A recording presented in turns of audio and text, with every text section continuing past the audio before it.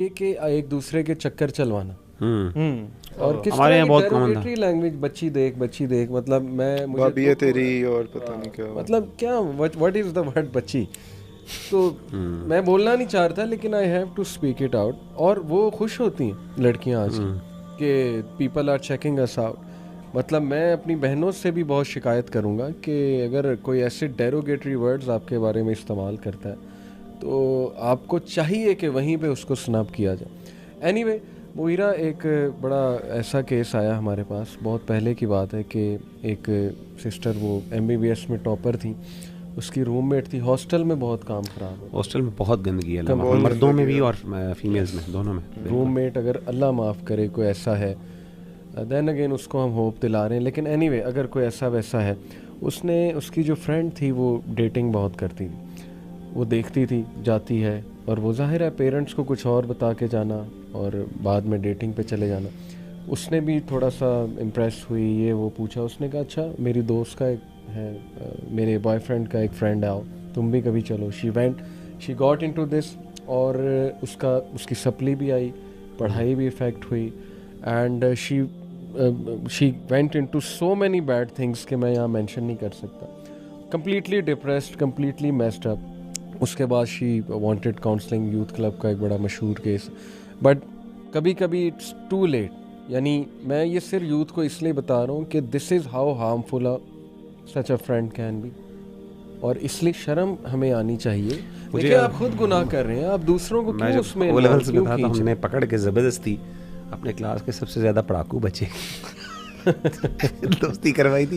हालांकि उस बेचारे का कोई ना, वो लड़की का कोई उसके साथ ताल्लुक था ना उसका था, लेकिन ना पूरी क्लास के तमाम लड़के कहते थे वो देख तुझे देख रही हो यार, वो उसने ये, हालांकि उस बेचारे का कोई सेंस नहीं था ना, उस बेचारी क्लास फेलो जो हमारी थी उसका कोई इसके बारे में सेंस फ्रॉम अ वैक्यूम आपने बस हमने की। और वो फिर बड़ी, और बेचारों ने दोनों ने बहुत सफ़र किया, क्योंकि because they got into this and then they got really you know messed up in that. अक्सर लोग ये नहीं समझते कि जो मजाक आप हार्मलेसली स्टार्ट करें ना, वो अक्सर सेल्फ फुलफिलिंग प्रोफेसी भी बन जाती है कि अल्टीमेटली ये बहुत बड़ा मसला है। लोग people and up doing that act. क्योंकि साइकोलॉजिकली देखें ना, अगर आपके लिए लोगों ने एक सोशल रोल क्रिएट कर दिया ना कि अच्छा तू तो पढ़ाकू, तू तो नर्ड है, तुझे पता नहीं किसी चीज़ का, और अली जो है वही तो जोक्सर है, इसने हर दफ़ा जोक करना, तो आप फिर सबकॉन्शियसली उस सोशल रोल को एक्सेप्ट कर लेते हो, एंड देन अननोइंगली कुछ टाइम बाद वो आपके कन्फाइंस बन जाते हैं और आप भूल जाते हो कि मैं स्टार्ट कहाँ से होता।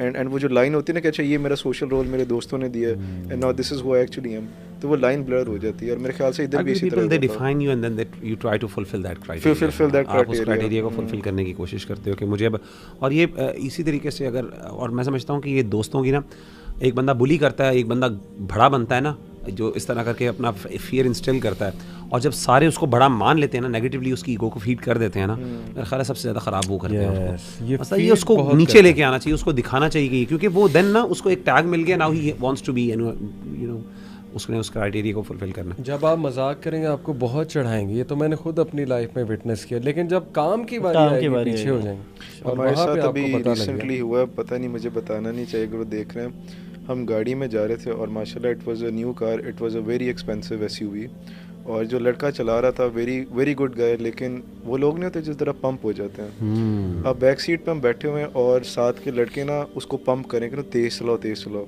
और उसको भी तेज़ चलाने का शौक़ था, और मैं उसको समझा रहा था कि देखो मतलब ये मजाक में भी बात शुरू होगी, लेकिन उसके बड़े डेंजरस कॉन्सिक्वेंसेस हैं। और आप यकीन माने उन्होंने उसको इतना पंप किया कि कैंट के एक काफ़ी क्राउडेड इशारे के ऊपर almost rain over a bike, head on collision हुई है हमारी एक कैरी डब्बे के साथ।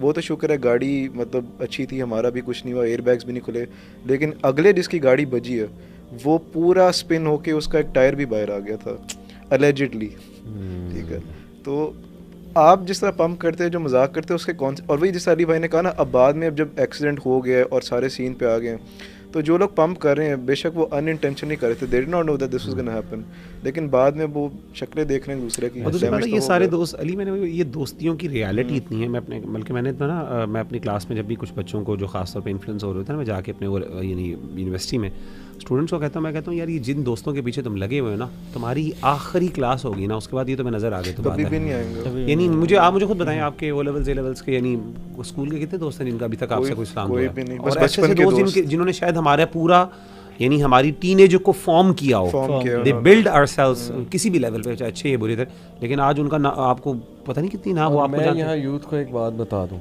आप सबकी मौजूदगी में, maybe they will call me old fashion, old mentality, बाबा जी ये वो, मेरे अब्बा जान ने जिस जिस दोस्त के बारे में जो राय दी थी ना, सही है, वो आज दुरुस्त निकली। मुगीरा के बारे में बहुत अच्छी देते थे लेकिन जिस दोस्त के बारे में मुझे कहते थे ना ये तुझे छोड़ देगा, ये ऐसा है, ये वैसा है, उस टाइम पे मुझे बहुत तब चढ़ती थी कि आप मेरे दोस्तों के खिलाफ हैं, गुस्सा चढ़ता था। लेकिन आपको बताऊं फादर्स की एक निगाह होती सुभान अल्लाह। है, अभी भी माशाल्लाह आपके 2 बेटे हैं, आपकी एक निगाह है, in the future you will tell them कि ये फ्रेंड कैसा है, बट उस टाइम पे शायद वो बच्चे सबसे समझ बुरी नहीं लग पा रही रहे होती होते। है, बहुत बुरी लग रही होती लेकिन ये मैं यूथ को बता रहा हूँ कि सबसे ज़्यादा सिंसियर आपकी फैमिली है आपके साथ। है। एग्जैक्टली। आप अभी मुहीरा कोट कर रहे थे सद्दाम का एक एग्जांपल, सद्दाम हुसैन का मुहीरा ने यहाँ महफिल में कोट किया अभी पहले जो शो से पहले कि if you look at his case study everyone left him. थोड़ी सी ऑकवर्ड मिसाल है but at the end of the day वो कहाँ जाकर छुपा था, अपने फैमिली वाले गांव में जो बहुत एक ओल्ड गांव था, यानी ultimately he sought refuge where his old family. Pablo Escobar के बारे में भी मेरे ख्याल से यही आता है कुल्लु कि शैइन यर्जी व ultimately- इला असलिही देखें, हर चीज़ अरबी का ज़ुबान का प्रोवर्ब है कि हर चीज़ अपनी असल अपनी फाउंडेशन की तरफ जाती है वापस। एक्चुअली हर बंदा ना अल्टीमेटली जाके आपको रिफ्यूज आपकी फैमिली देती है, फैमिली देती है। भाई है जो अब्बू जिसको या अम्मी जिसको आप आउटडेटेड समझ रहे होते हो कि यार ये they can not be you know we can not relate with them, ultimately they are the ones who actually understand you truly, they are the ones actually to watch your back.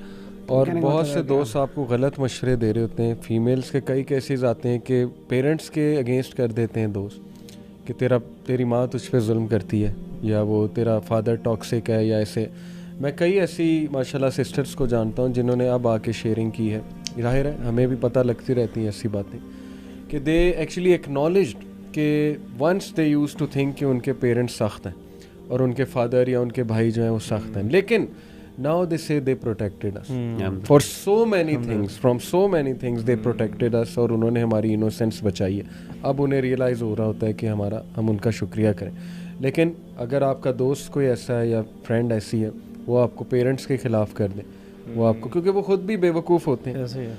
तो हमारा मकसद ये नहीं कि हम किसी को evil साबित करें या गंदा, क्योंकि मैं अक्सर अपने स्टूडेंट्स को ये कहता हूँ जो बहुत शरारती हैं या जिनको गंदा लड़का कहा जा रहा होता है, पेरेंट्स आते हैं ना वो पीटीसी पे शिकायत करते हैं फलाना स्टूडेंट उसको आप क्यों बिठाते हैं क्लास में, उसको निकालें। मैं कहता हूँ देखें हर इंसान में अच्छाइयाँ होती हैं, ऐसे ही बुराई है, बुराई का एलिमेंट मौजूद है, लेकिन मेरा ये मानना है कोई भी इंसान 100% ईवल नहीं होता और दीन भी यही दूसरी कहता है। बात ये है कि देखिए जितने ये इंटेलिजेंट और शरारती होते हैं ना, सबसे ज़्यादा जीनियस भी यही होते हैं, सबसे ज़्यादा इंटेलिजेंट भी वो होते हैं अल्टीमेटली दोस्तों, यानी आखिर उनकी पर्सनालिटी में कोई ऐसी चीज़ होती है जिसकी वजह से लोग अट्रैक्ट होते हैं, ऐसे नहीं वो बनते डोमिनेट कर रहे होते हैं। इवन इब्नुल जौज़ी रहिमहुल्लाह, इमाम इब्नुल जौज़ी रहिमहुल्लाह तआला इतने पुराने स्कॉलर्स में से हैं, वो कहते हैं कि जितने भी तेज़ शरारती बच्चे होते हैं इन पे ज़्यादा सख्ती ना करें, क्योंकि अगर आप इन पे ज़्यादा सख्ती करेंगे ना, या तो ये क्योंकि ये शरारती नेचर के हैं, या तो ये रिबेलियस हो जाएंगे या तो ये बिल्कुल ब्रेक हो जाएंगे। सही बात। ठीक है ना, तो उसका तरीका ये है कि इनके साथ नरमी के साथ और हिकमत के साथ इनके साथ करें, क्योंकि ये सबसे ज़्यादा